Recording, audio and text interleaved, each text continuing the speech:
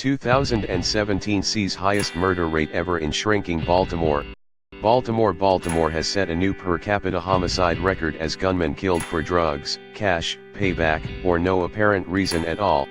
Resulted in 343 killings in 2017, bringing the annual homicide rate to its highest ever, roughly 56 killings per 100,000 people.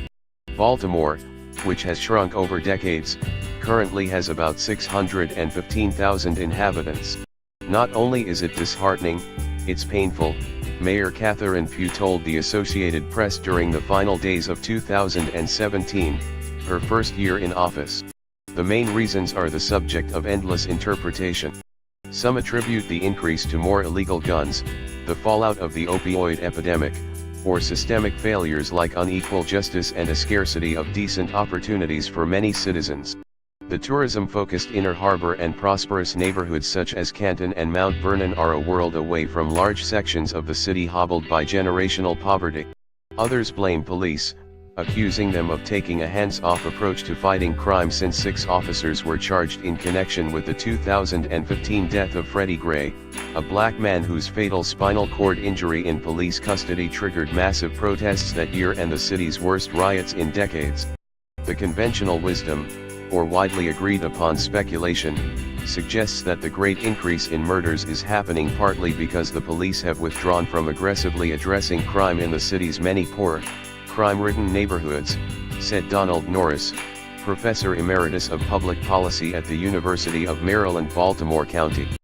Freddie Gray, Baltimore reacts. Following days of unrest in Baltimore over the death of Freddie Gray, State's Attorney Marilyn Mosby announced criminal charges against 6 polic.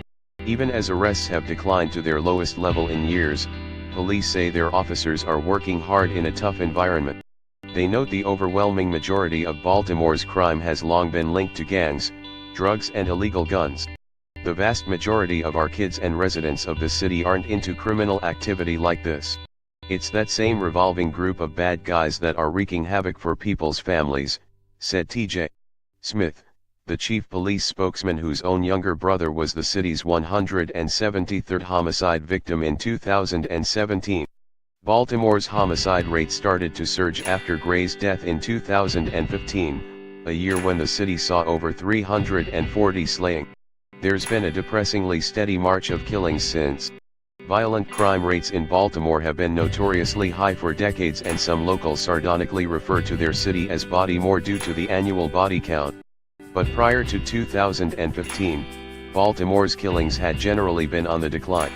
Before rates in recent years eclipsed it, Baltimore's homicide rate had peaked with 353 killings in 1993, or some 49 killings per 100,000 people. Baltimore had over 700,000 inhabitants back then, making the per capita rate lower than in 2017.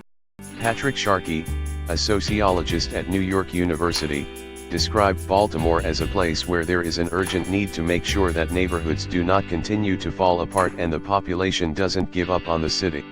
Pugh, who took office as mayor in December 2016, said her year-old administration is focused on reducing crime, boosting police recruits, and improving long-neglected neighborhood. She told attendees at a candlelight vigil she hosted for victims of violence that this will become the safest city in America. Attending the vigil were Norman and Yvonne Armstrong, who struggled for words to describe their heartache since losing their son, Sean, to gun violence. The working family man, a 31-year-old father of 3, was fatally shot at a Baltimore car wash in September. His murder is unsolved. The kids out there with guns don't care about anything, said Norman Armstrong, the pain of grief etched on his face. Among the names behind the 2017 numbers is Jonathan Tobash, a 19-year-old college student who embodied the best hopes of his Baltimore community. Police say the sophomore at Morgan State University was shot to death this 18 after stumbling onto a robbery in progress outside a convenience store near his family's home.